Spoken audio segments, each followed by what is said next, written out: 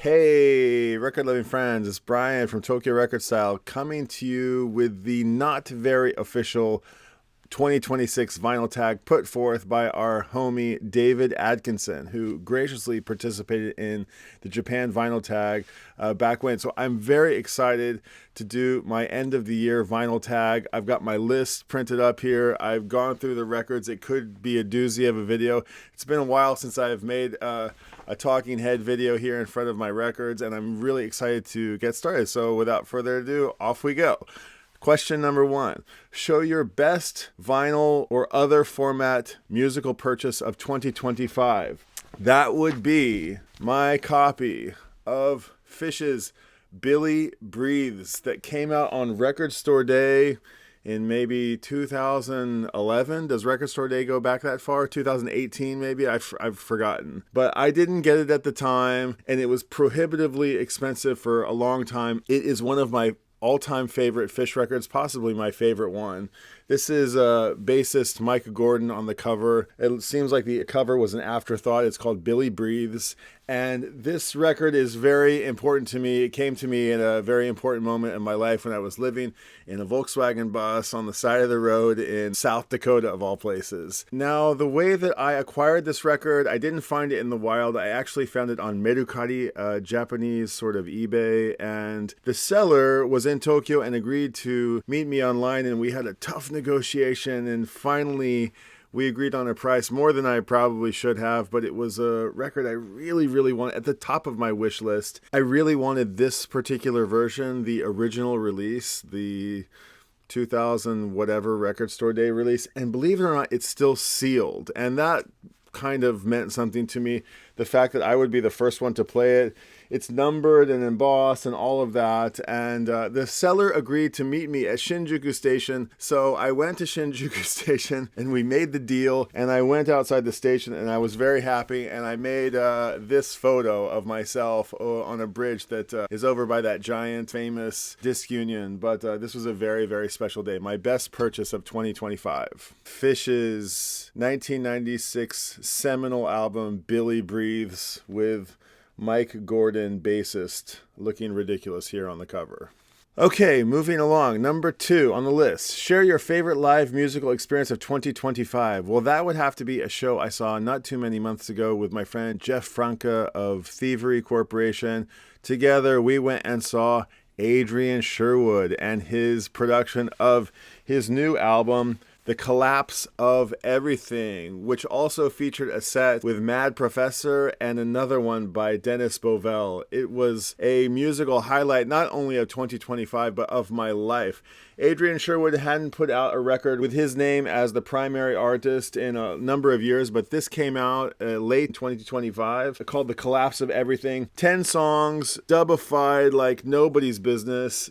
Super cool. Spaghetti Best Western, one of my favorite tracks on the album. An incredible show that featured this amazing artwork by this artist and others on a giant backdrop. It was not just a sonic experience, but it was a truly like an artistic envelopment. It was so wicked cool. And then after the show, Jeff Franca, being the rock and roll god that he is, walked directly backstage without a pass. I followed quickly behind him, and these are not the droids you were looking for. Having never been to this theater before in his life, somehow knew exactly how to navigate his way to the backstage area and up into the lounge where Adrian Sherwood was, along with Doug Wimbish, who played bass on the show, who played in Living Color, and who also played with Adrian Sherwood on a record that I collected years ago, Little Axe, The Wolf That Houseboat, a really cool dub blues project. Little Axe, Skip McDonald and his Tackhead mates, Doug Wimbish also played in Tackhead, combined with producer Adrian Sherwood to create the world's first ambient dub blues project. It includes special remix by Fluke, which is really groovy, on this beautiful 10-inch on OK Records in collaboration with Fat Possum, perhaps? They both signed it for me, both Adrian and Doug Wimbish. On You Love plus Soul. I love it. How lucky was I? And I got to gift him a present made by my friend Miro in Osaka, who has a concept called Blue Identity, where he depicts his favorite artists and heroes, many of whom are musical. He depicts them in this blue motif. He talks about how we don't discriminate against blue. Nobody's blue. So he's got this notion of blue identity. And he had a really groovy one of Lee Perry, who Adrian Sherwood looks up to and is, I'm sure, who's deeply inspired by. I got to give him this artwork by Miro and a collaboration that he did with an artist named Emmy, and it was just so fun. I got to hang out backstage with a bunch of rock and roll stars. They signed my record, and it was definitely the musical highlight of 2025 and one of the biggest ones of my life.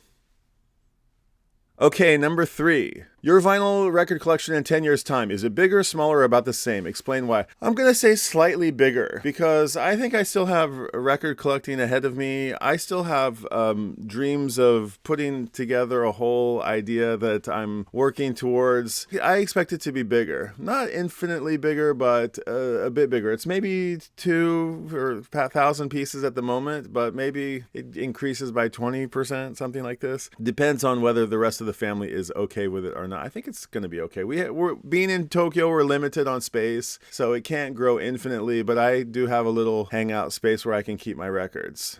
But I'm also privy to the idea that for every record that I add to the collection, you know, it somehow diminishes the value of them all. And I don't mean the actual value, but I mean the abstract value. And the more records I have, the less I can listen to them all. So bigger, but not that much bigger. Number 4, you move into a new home. You play a record turned up to 11 to announce your arrival. What is it and why? Well, it has to be Sledgehammer by Peter Gabriel from 1986. Da-da-da, da-da, da-da-da.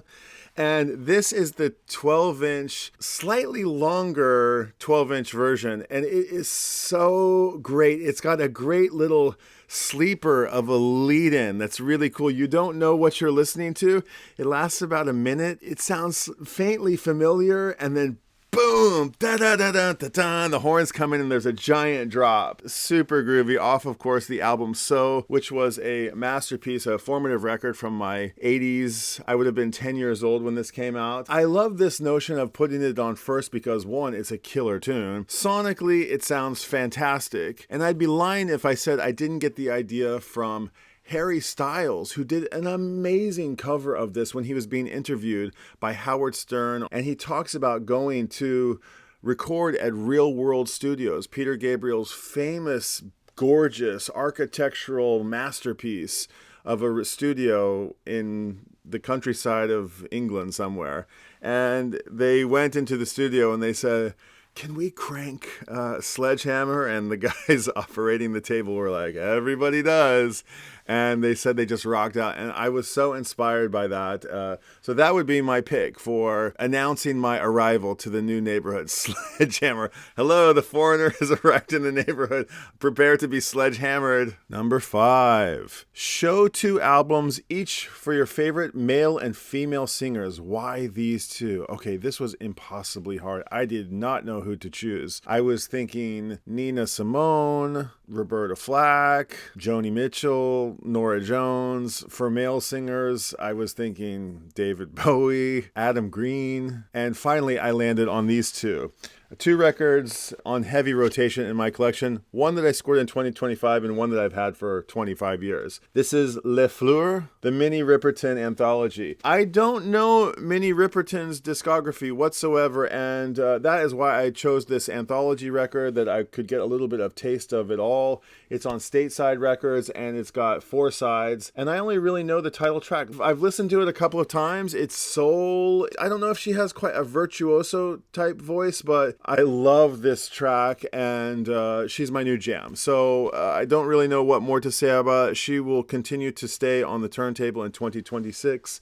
And yeah, Minnie Riperton, getting to know her. And for male artists, I finally had to just go with Old Faithful, Tom Waits. I'm a giant Tom Waits fan, and I could have picked any records of his. He's so interesting to me as a vocalist. He's gone through so many changes over the years, and if you really are a student of him like I am, you love each of the chapters of Tom Waits for particular reasons, and his voice is part of his amazingly broad spectrum of instrumentation. And I just went with this one because It starts with Somewhere, the tune off West Side Story, and he sings it so beautifully.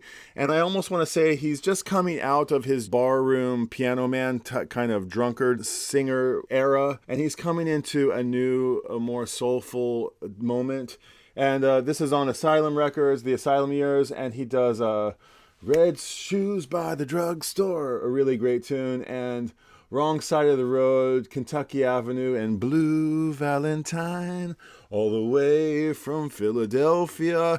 And finally, this has the tune that's just appropriate for the season, Christmas Card from a Hooker in Minneapolis, one of the greatest Tom Waits songs ever. The story of a gal who writes an old love and says, oh my gosh, I hope you're okay. I'm doing great these days. I'm living at large, and I got a man who loves me every day. And finally, the letter turns around and, if you want to know the truth of it, I don't have no husband, and he don't have no trombone, and I need to borrow money. I'll be out on parole on Valentine's Day. So it's a Christmas card from a hooker in Minneapolis on the album Blue Valentine by Tom Waits that I scored back in the day for $12. No way it would go for that now. Moving right along, we like to have fun here. Number 6. Show your top 3 soul and dance records. Well, I have to start with We're Gonna Have a Soul Shakedown Party Tonight by Bob Marley on Trojan Records, a 12-inch single that I was looking for forever and ever. Love Bob, love this track. That would be the first. The next would have to be Jungle Boogie on D-Light Records by Kool and the Gang. Jungle Boogie, Jungle Boogie, which I don't have a picture sleeve of, but I do have funky stuff of a Japanese picture sleeve, so that's kind of cool. And for number 3, I gotta go with Sex Machine, Get Up, Get On Up by James Brown. A cool picture sleeve here, Golden Hits Records. But I actually was in Osaka recently and I visited Groove Nut Record and I got an original dead stock copy of Get Up by James Brown on King Records. It's got the cool picture of him on the sleeve, so I was very stoked to pick that up.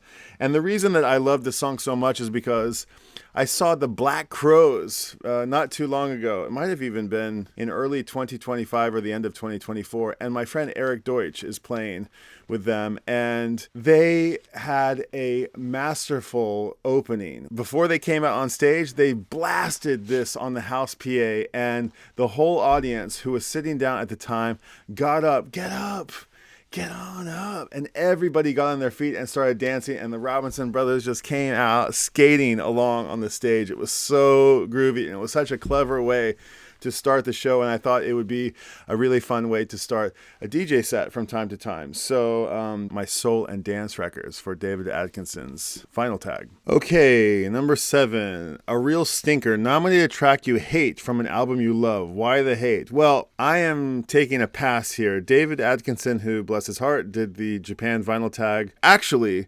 skipped 2 questions. He skipped the vinyl bar DJ question and also the Wabi Sabi question, album that's imperfectly perfect. So, sorry, David, but I am taking a pass here. Why the hate? I don't have any hate for music.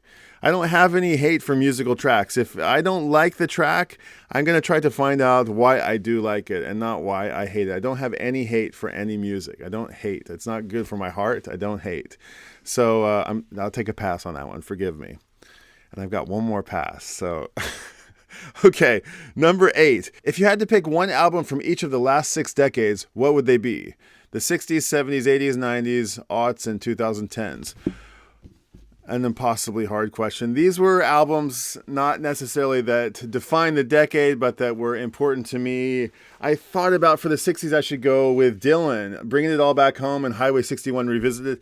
These are my original copies that I bought when I was barely 20 years old, and I've since acquired better copies of these. You can see these are in fairly rough shape, but I wanted to pull these out for $2.99. This one was probably the same, because these were the records that I sat down on my little sofa, maybe a candle lit, a glass of wine, and I stopped the record and picked the needle up and wrote down the lyrics and figured out the chords and wrote down all the words for songs like Subterranean Homesick Blues, Maggie's Farm, The Gates of Eden, Tambourine Man, It's All Over Now, Baby Blue, and It's All Right Ma. I still have those lyrics written down in a notebook under my piano somewhere. And then I thought, wait a second, you gotta go with something a bit more, Woodstocky. And I thought, I have to go with Axis Bold as Love, Jimi Hendrix, and it's got this awesome psychedelic album cover that's the gatefold. Again, another one that I have a better copy of, but I pulled out my original one.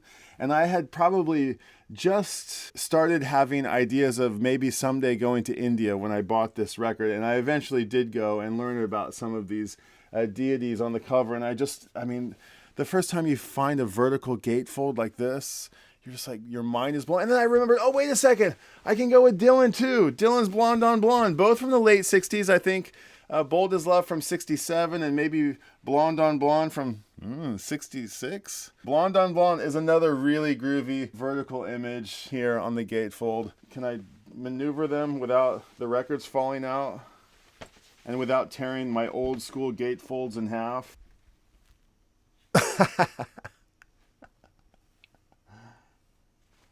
And of course, Hendrix's version of All Along the Watchtower by Bob Dylan is timeless.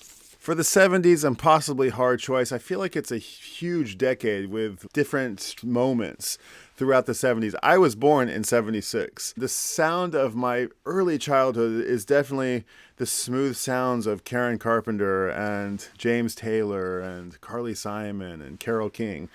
But when I think of the 70s, I really think of Led Zeppelin and Black Sabbath and Pink Floyd.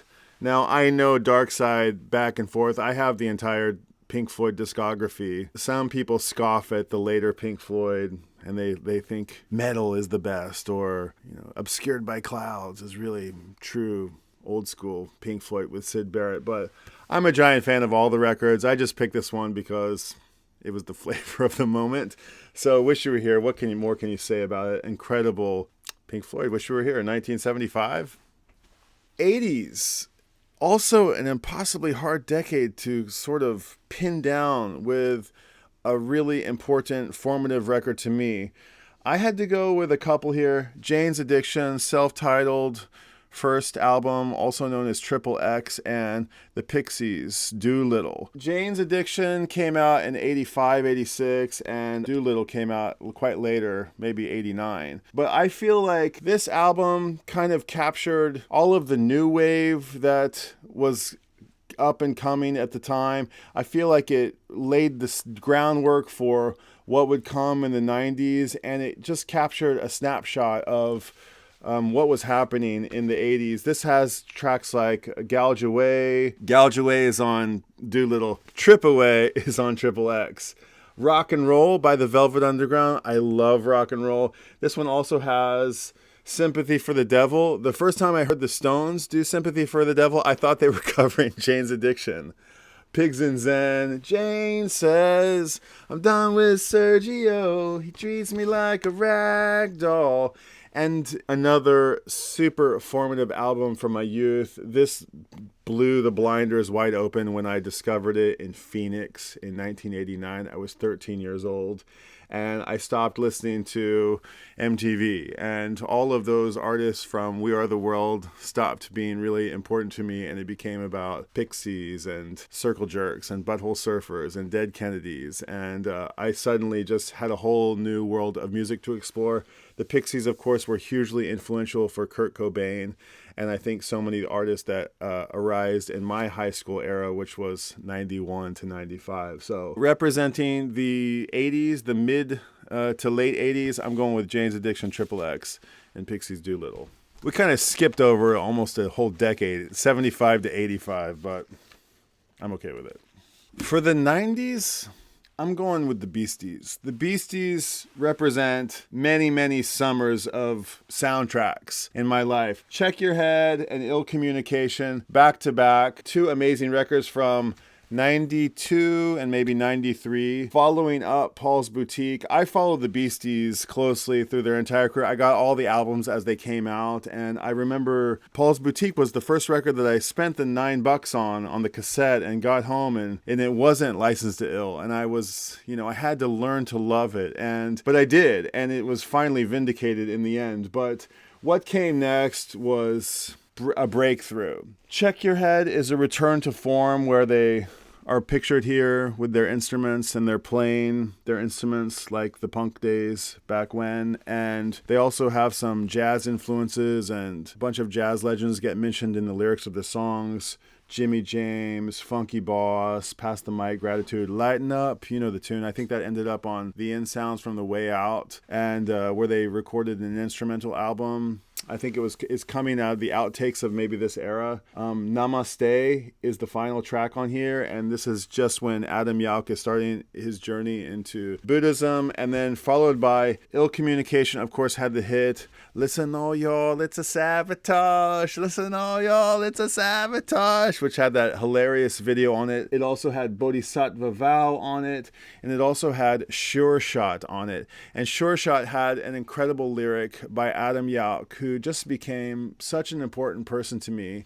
And this was the moment where I think he just got really conscious and started singing and rhyming with more intention. And the lyric that he says is, I want to say a little something that's long overdue. The disrespect to women has got to be through. To all the mothers and sisters and the wives and the friends, I want to offer my love and respect to the end. And that really moved me. And when Adam Yauch passed, I realized just how important the Beasties were to me. And I'm so glad to see his legacy being celebrated in Brooklyn and in New York, and they're naming parks and streets after Adam Yauch, and he will go down as one of the legends of music and of my 90s youth. So shout out for the 90s. I'm going with Beasties. Ma Bell got the ill communication. Ma Bell got the ill communication. Okay, in 2004, I came to Japan. And yes, I had 4 years of seeing shows from the millennium to 2004. But from 2004 onward, I was sort of lost musically. I was here. I was discovering new things. I still bought music, but I was wandering, and I was discovering a lot of different music. Around that time, somebody turned me on to the band Grandaddy, and I had never heard Grandaddy, and they're from Modesto, California, up south of the Redwoods and north of San Francisco. Jason Lytle, who, as soon as I heard Grandaddy, I instantly got tapped back into that little moment that I had at the beginning of the 2000s, which was kind of like a deep interest in anti-folk. You guys know the genre from kind of New York City, a sort of punk folk revival. I was listening to the Moldy Peaches and Adam Green and Kimya Dawson and Jeff Lightning Lewis. And when Grandaddy came, it just sort of merged a bit of that lo-fi vibe along with some studio prowess that you might find from Beck, and I fell in love with, especially with this second album, Software Slump, which I don't own on vinyl. I would love to own this on vinyl. I do have Software Slump played on a grand piano. Is that the name of this album? On a wooden piano. To mark the 20th anniversary, or I think he released all of those songs just played on a piano. Here's the album. It's very high still on the wish list, and a very expensive record. It's been repressed a couple of times, but I always miss it. It always sells out, so I have to settle for this one. But my piano here behind me gives me a chance to have delusions that maybe I could be a Jason Lytle someday. And one of the great records. I have their whole discography, and killer band that really represents the 2010s to me. An out at sea time in my life where Grandaddy kind of brought me back to center. And finally, for the 2010s, my beloved band that I grew up on loving and seeing heaps of times, Fish, had broken up in 2000. Their leader, Trey Anastasio's life imploded, and he got busted on the New York State freeway, had to do a year of community service, basically. And the band went away, and it was, for me, almost like good riddance. I needed this band out of my life, And I was very actually happy to move on. And that was the feeling of a lot of people who were like me, eating, breathing, living fish every day. And so it was a time to take a break. And what happened because of that catastrophe is that Trey, bless his heart, got his life back together and stopped doing drugs and drinking and partying and got it all back together and finally got the band back together. And it was then when I reconnected with some old Fish friends, and one buddy in particular, my dearest homie, Mike Hamill, who I grew up seeing so much music with, who turned me on to so many bands and so many albums. He turned me on to Daft Punk, turned me on to Gomez, turned me on to Britpop in general, turned me on to Buena Vista Social Club, turned me on to Caetano Veloso, turned me on to so much music. He also got me back into Fish. I was living here in Japan. I hadn't listened to Fish in 10 years, and he reached out to me and said, hey, here's a link to a show. Come watch the show with us. And I watched a streaming show of the band, and wow, they were really playing to my heartstrings, and I was falling back in love with this band. It was in 2011 when Trey, as prolific as a musician as he is, started back up the Trey Band and also started a new project that was in response to him losing his very dear friend, Chris Cottrell. He made this tribute album to him and this tribute project called Ghost of the Forest. This album is sublime. It is so powerful, and it is the name of the band, it is the name of the album, and it is the name of the short-lived tour, I think 11-date tour, that they played across some cities in America. And my friend Mike went to one of the shows, and he streamed the show to me from his phone. I'm in the front row. I'm at Ghost of the Forest. I said, oh my God. And he sat there and he let me watch 3 or 4 songs as the band played. And it was only about a few weeks later that I lost Mike. My dearest homie tragically was gone. And all that remained was so much music that we shared together. And because this album is also a tribute to Trey's dear friend that he lost, this record means so much to me. So very, very much to me. It really got me back into this band and this music. Not just Ghost of the Forest, but also Trey Anastasio Band and also Fish. And just made me really appreciate them. They are like better than they've ever been, sounding their best. It's one of those acts where it just keeps getting better. This record was kind of a catalyst for me re-engaging with that band. So this really represents an entire moment of my life, and that's why I'm picking it for the 2010s. Ghost of the Forest from, I think, 2011. 70% off. It's like $13. Number nine. You get the opportunity to spend a day alone with one artist, walking a mountain trail, the beach, or hanging out in the city. Who would be that artist? That would be a very hard decision to make, and the idea would be that you might run out of things to talk about. My mind instantly went to George Harrison would be so fun, or maybe Paul McCartney, or any number of musical heroes. But maybe you would run out of things to talk about rather quickly, and it would suddenly become a rather boring walk in the woods. So I am going with 2 of my very dear old school homies, starting with Trace Altman of the Paper Stars. Trace is a very, very dear friend of mine who plays in an incredible band and who is the songwriter of this great band called the Paper Stars. And the band that preceded the Paper Stars was a band called Still Life that I've played piano in, and that Trace, bless his heart, invited me to come and play with him. And he's just one of my best homies, and we always have such a good time hanging out, and we have so many things in common, and we love the same artists and the same music, and I would love nothing more than to take a walk in the woods with my old homie Trace. And I gotta give a shout out to my friend Andrea Rawson, Miss Rawson, who is my Read-iculous co-host. We have an ongoing podcast where we read articles that we find about our shared love of fish. So Andrea and Trace go way back.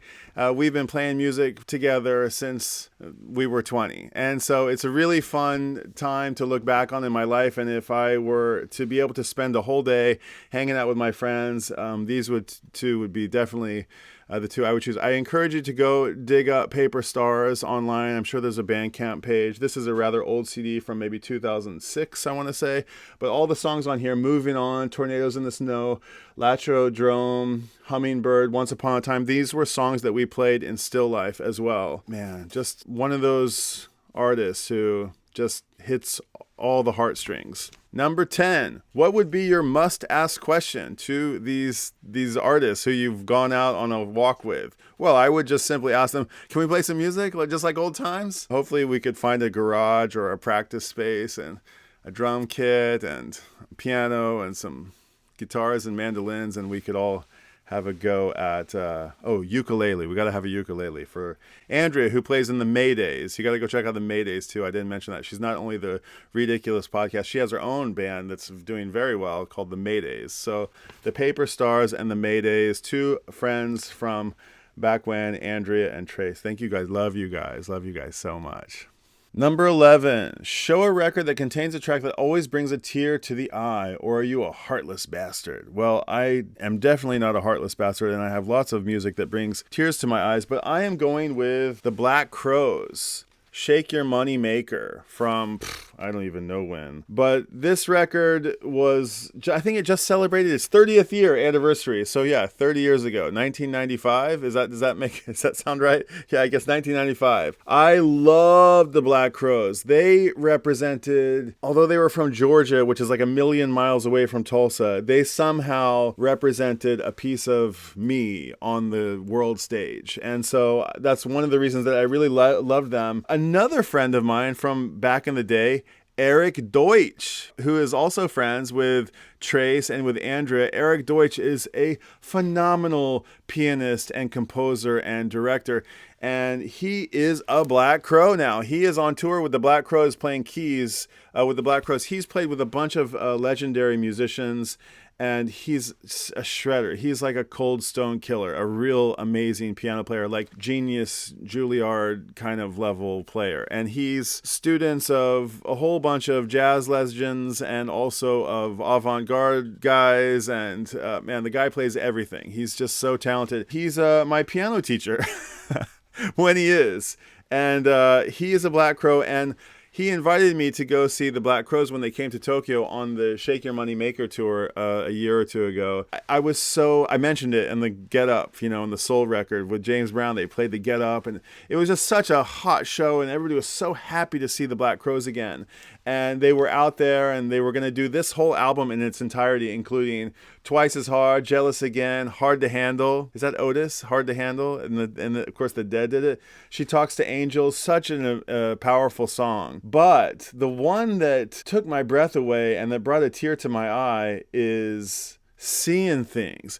I'm seeing things for the first time. It's this gospel tune that, seeing it live, it was like a revival. I just was overwhelmed with emotion, and I couldn't contain myself, and it brought tears to my eyes. It was so powerful. They sang it so powerfully. They played it with such passion and such emotion. I just was overwhelmed.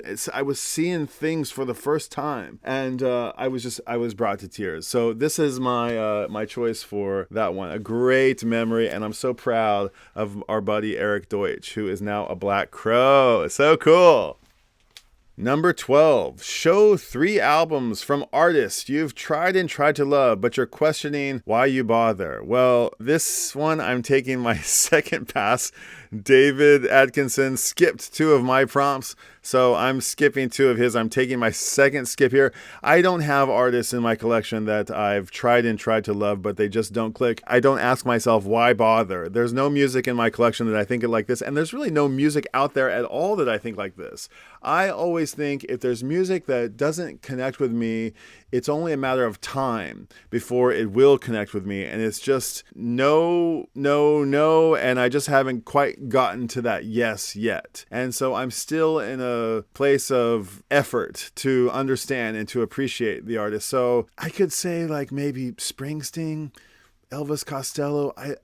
These are artists that I know that I should love with all my heart. I'm constantly like leveling up my appreciation for them. Punk and new wave in general. It was music that was too sophisticated for me as a young music appreciator, and now I'm just finding there's, somehow it's palatable, much more, and musical, and I can hear the melodies, and, so music changes over time, and there's nothing in my collection that I would say, why bother? So, sorry, David, taking a skip.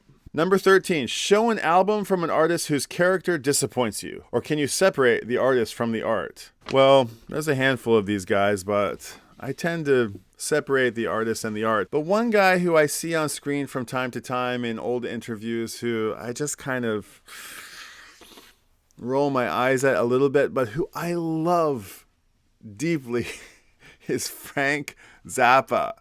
I love Frank, but he just has a way of being hard to love. He makes himself a little hard to love.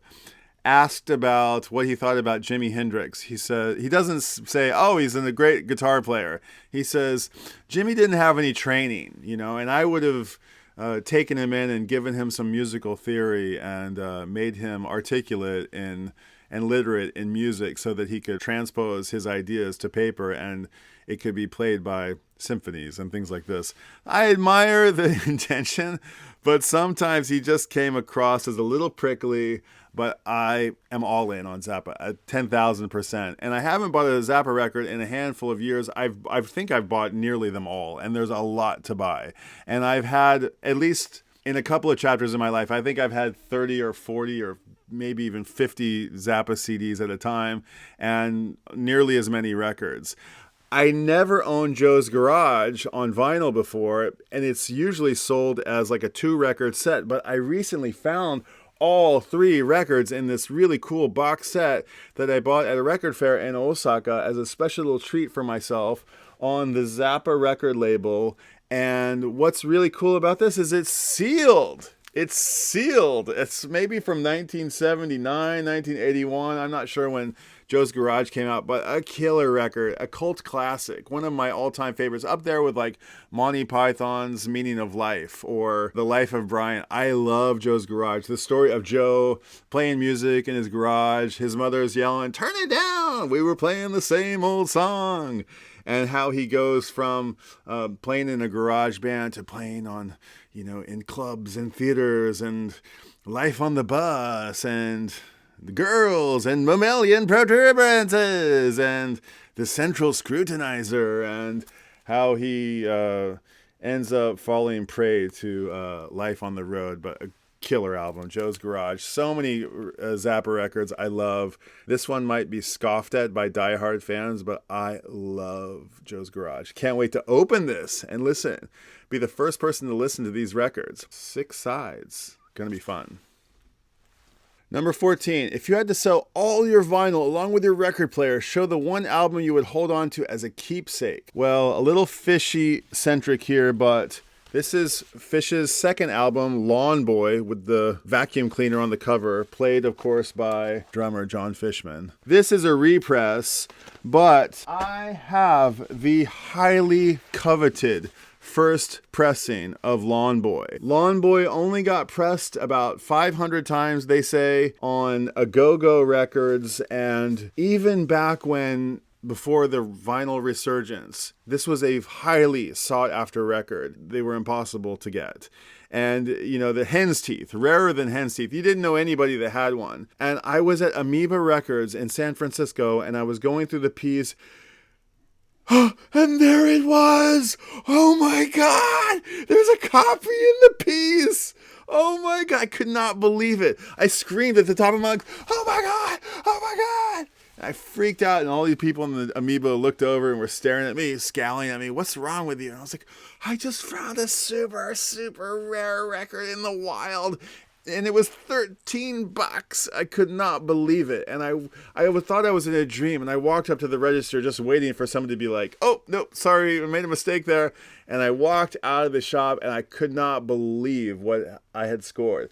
I had scored Fish's Lawn Boy on Go-Go Records, their very first press. Their very first and only record on vinyl for many years. So this is a treasure.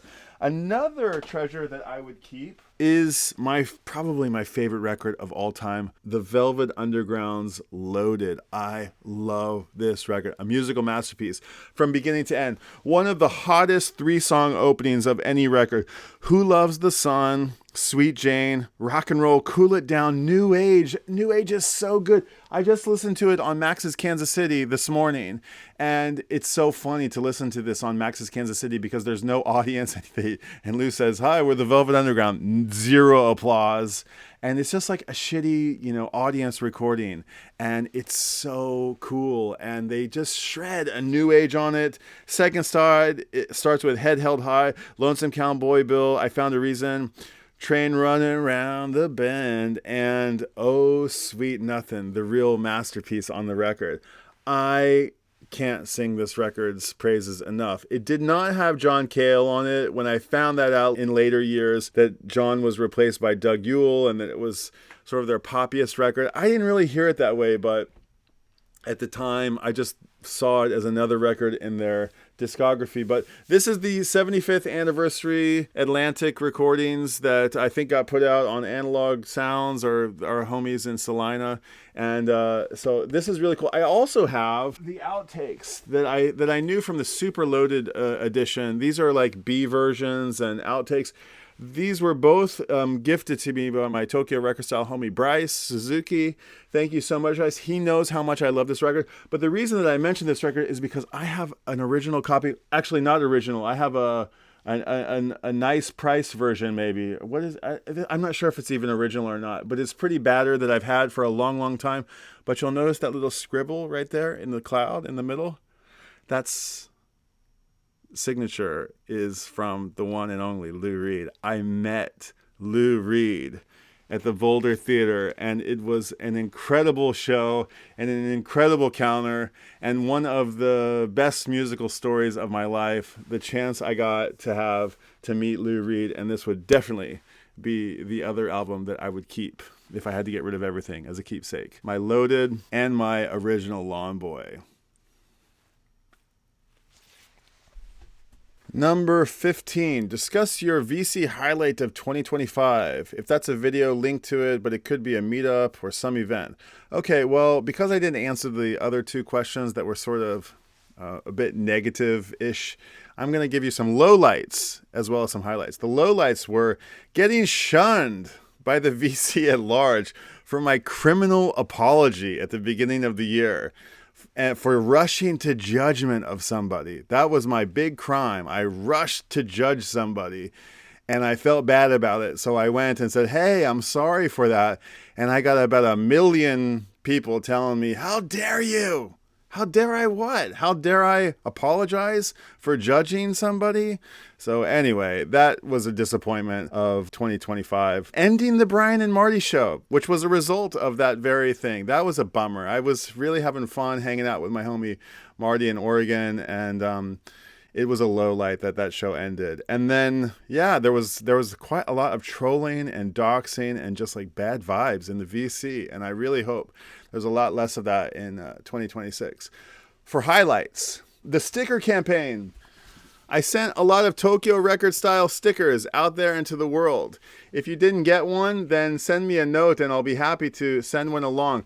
I had a letter writing campaign and I busted out my Olympia SM9 typewriter and typed everybody a little note and sent some stickers along. It was a lot of fun, and I'm still sending stickers out. So if you want one, send me a note. The Tokyo Record Style shuttle service that I launched, that was really fun. I launched a taxi concierge type tour guide service. It's gone really well, and it's going really well, and I've already helped nearly a dozen clients. So that's been really fun. Starting my ridiculous podcast again with my homie Andrea and the dog log with my homie Michael Warren. I've got 2 ongoing podcasts that are on YouTube. We're trying to do our best to get them more serialized and on a regular schedule, but got both of those going in full force this year. Being part of the Rachel's Ghost TV show. That was really fun. I got to be a part of that in 2024, but it got launched in 2025, and I got to play a small role in that. That was a big highlight. I got to see about how you make a mini documentary from beginning to end. Shout out to Greg, OJCs, who put that together. It was a great learning experience to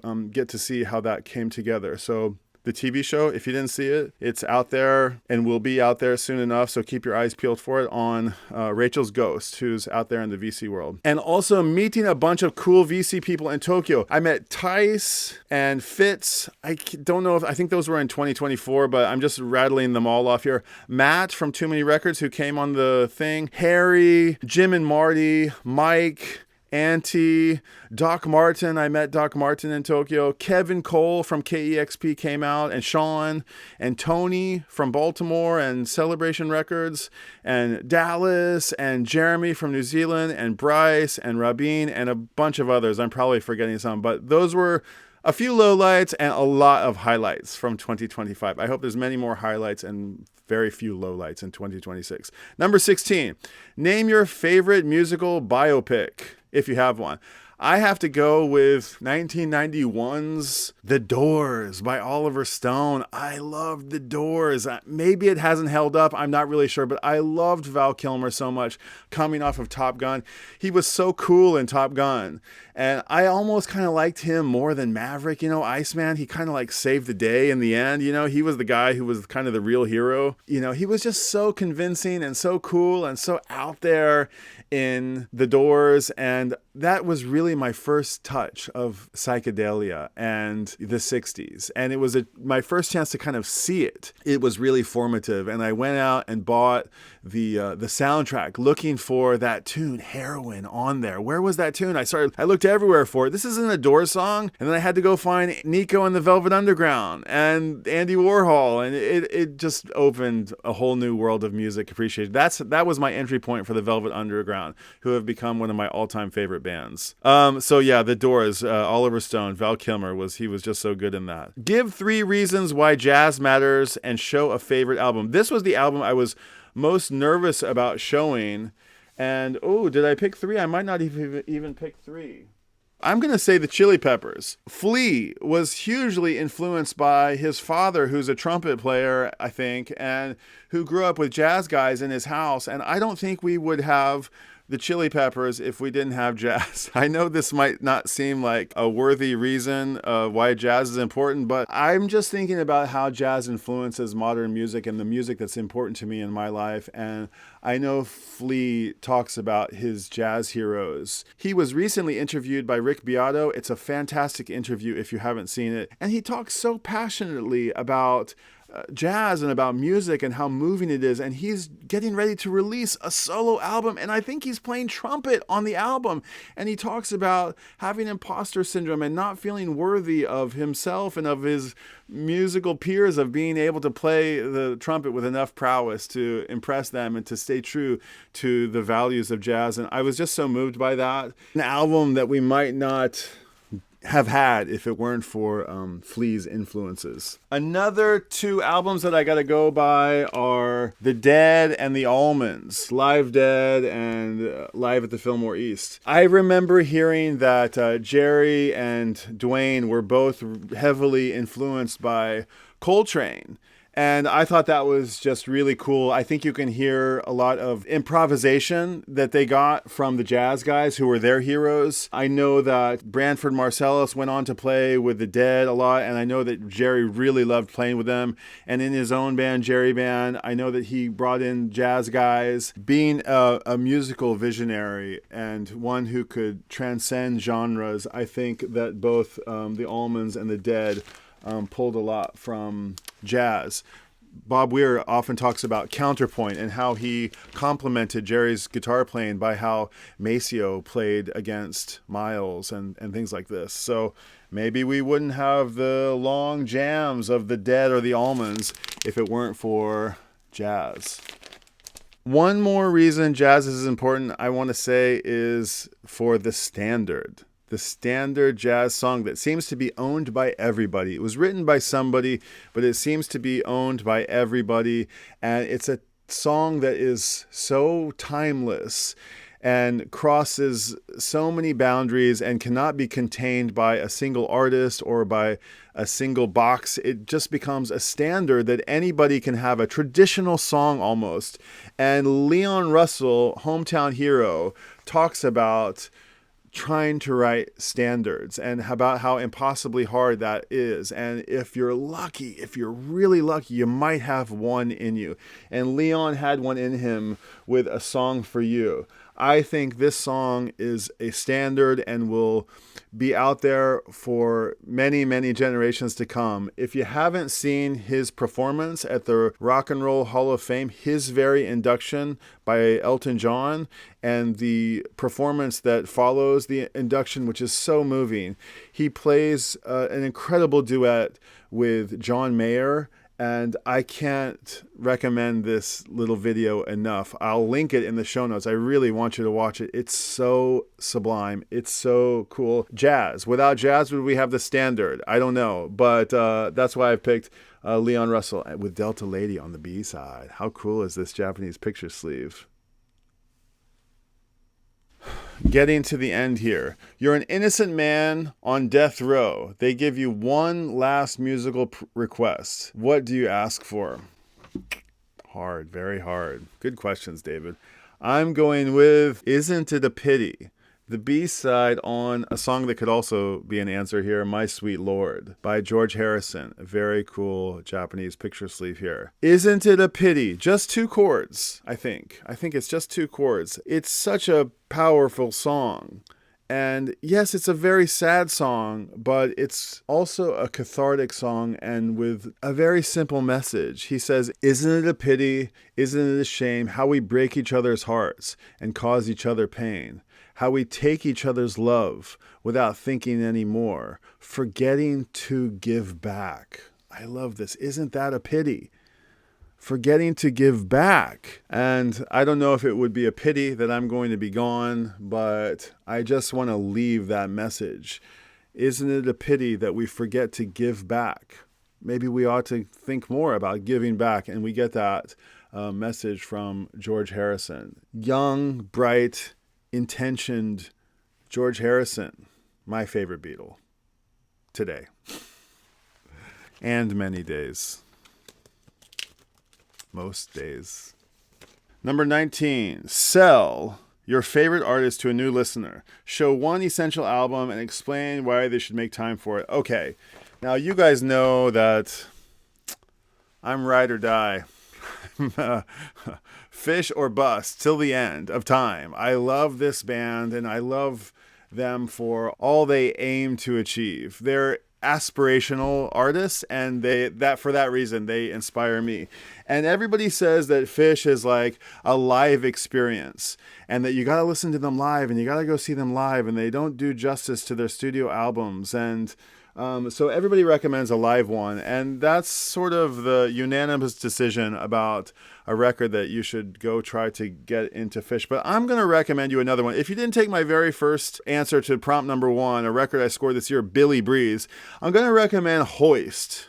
I feel like this cover might intrigue some of you. Hoist. This is from 92, 93, 94. 94. Side A, track 1, Julius, right out the gate with an explosive song, giant country horns on it, a jazz number, Julius, followed by Down with Disease, an incredible bass line, a really funky, huge climactic tune, followed by a beautiful ballad, If I Could, Riker's Mailbox, a reference to Star Trek The Next Generation, Axela, open side B, one of the most shredding songs that Fish does, Lifeboy, Sample in a Jar, start side 3, a radio hit, Wolfman's Brother, heavy rotation, really groovy tune, sort of their Werewolves of London, Scent of a Mule, so fun bluegrass tune, Dog-Faced Boy, a peculiar oddity, and followed by Demand on the last track. A really great record, and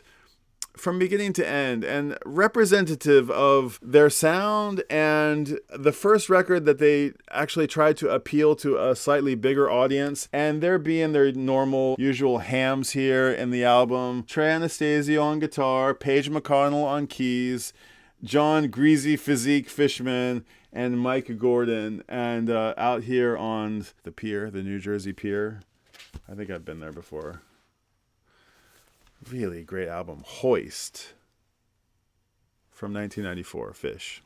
Okay, final question. You're arranging a VC meetup in 2026. Excluding those you've already met, invite 3 people you'd most like to meet. Okay, well, of course I want to meet you, David Atkinson. I want to meet you. You seem like a really cool cat, really interesting fellow. Got a lot of insight, a lot of wisdom from probably doing lots of different projects, from your career to your family to your extracurricular stuff to music. I have a feeling that between movies and music and books and family, we would have a lot to hang out and talk about.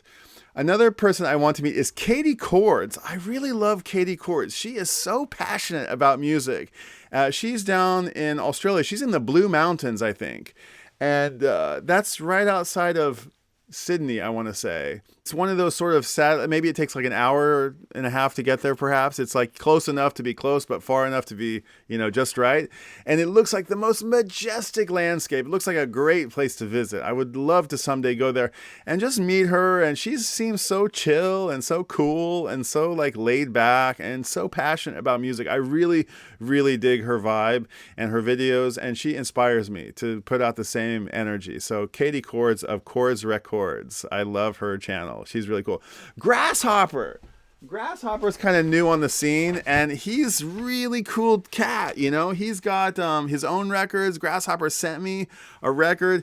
Here he is on a 7-inch where he's on the cover with Ween.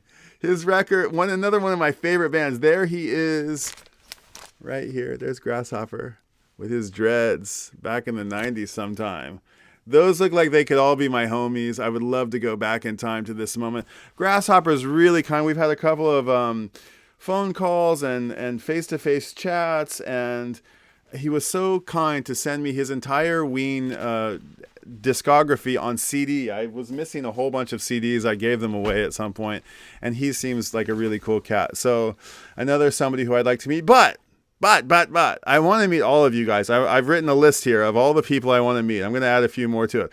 All the Nutters at Rachel's Ghost. All the Surface Noise buddies. The Psycho Platter Island of Misfit Toys. I love all those characters over there. The Northern Revolution, Rob, and From the Basement Friends. So those guys are super cool. Royce and Michael Nolan. Are they the Four Horsemen gang? I forget. Is that their moniker, or is that the Four Horsemen someone else? But I like those guys. The Gunkles. Love me some Robert Fithin and Calvin Wazoo and co. Stunty and Michael 45 and Rami and the French and German connections. The V-Cuckers, right? And the extended Euro friends. There's a few of you in Belgium and Holland that I'd like to meet. Gus and the Brazilian posse. They're fun to hang out with, even though I can't understand a word that they're saying. I just love the sound of Portuguese, and I like listening to them talk about music. The Jazz Bums, all the Beatle people, the LA people, the Seattle people, the New York people, the Phoenix people, the Salinas people. Salinas, I have a feeling like nobody knows where Salinas is. I know where Salinas is because I lived in Boulder for 10 years, and I'm from Tulsa. And to get to Salinas to Tulsa, I guess you got to go this way. But it's like you got to go through Salinas, and I think you even like go up to Wichita, and then what do? You somehow you go through Salinas. It's right there. So I went through Salinas dozens and dozens of times. So it's familiar to me. Anyway, all the North Carolina people. There's some North Carolina people out there. I love all the North Carolina and South Carolina too, but I love all the Carolinas, all the Swedes and the Norwegians and the Scandinavians, and more Japan and Tokyo people that I haven't met yet. There's not that many of us here, but I'd like to meet more of us, and more strangers on the street with the Vox Pop on the street, man on the street kind of thing. I'd like to meet some more strangers. All the Tokyo Record Style homies. We got a little posse of Tokyo Record Style homies that we're mixing up with. Buck Stops here in South Africa. Our lone friend, it seems, in South Africa, and many, many more. So I would like to meet all of you guys. That's the party. I want to host a world party. I want to invite all of you guys to come to Japan. Anybody who comes to Japan, please look me up when you do. We can enjoy some time in Japan together. So, transmitting from Tokyo, Japan. That is my 2026 vinyl tag. Thank you, David Atkinson, for putting forth these questions. Last year, there was a bit of kerfuffle, and I was worried about what was going to happen this year, but I'm very glad that you took the reins, that you were just the right person to do it. And I thought there was a great list. Sorry to have skipped 2 of your questions, and sorry to have gone on so long. I always recommend watching my videos at double speed, and I hope you got some musical inspiration and had some fun. Okay. Happy New Year. Happy holidays. Happy 2026. May the musical gods and vinyl record gods shine a light upon us in 2026. And may we all have a great year ahead. And until next time, I will see you at the record store. Bye. Happy New Year.